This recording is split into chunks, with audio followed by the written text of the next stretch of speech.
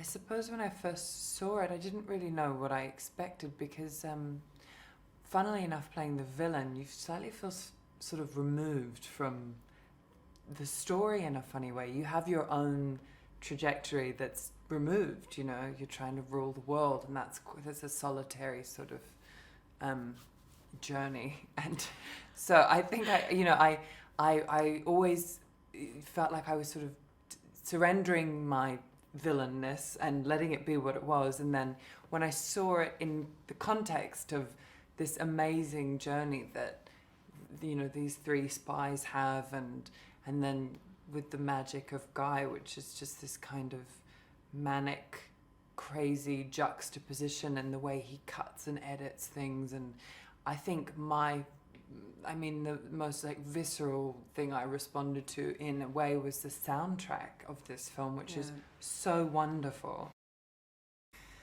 When I first read the script, Victoria sort of existed in a slightly different form, and I put a tape down for Guy, and once I had the role, we started sort of to create her backstory, and we decided that we'd make her a really self-made woman. So the idea that she comes from somewhere very other to where you see her in present day, and she's married this Italian playboy who has oodles of money but doesn't know how to spend it, and so she's really very enterprising and sort of this antiquities dealer on the side, which is just a sort of pastime, you know, just how to spend your money. You'll just buy Etruscan sort of jewelry and things. But I think, she's just she's created herself. You know, I think even part of the dialect, the accent that I use is so such a self-awareness to it, and it's quite sort of, there's an exhibitionism to her, and yeah. I loved my wardrobe.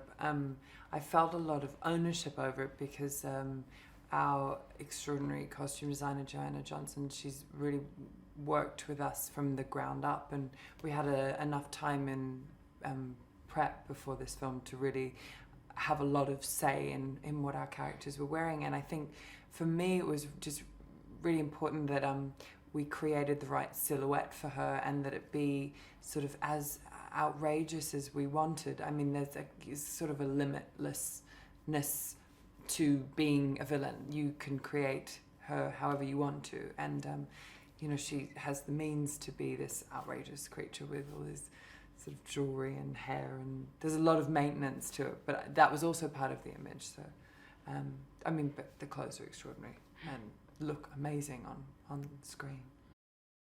It's strange that we're all doing an accent that's different from our own, but I think it's like costume and period settings and all those things that add an extra layer, but they're also something that you can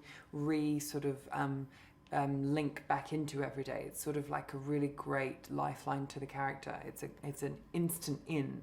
And it's also, for me, I'm a perfectionist with accents, but it's a sort of good way of feeling like you're working on something every day, and it's a good kind of like slow deepening of understanding of your character's psyche in a way. The way they speak is so intrinsically linked to who they are.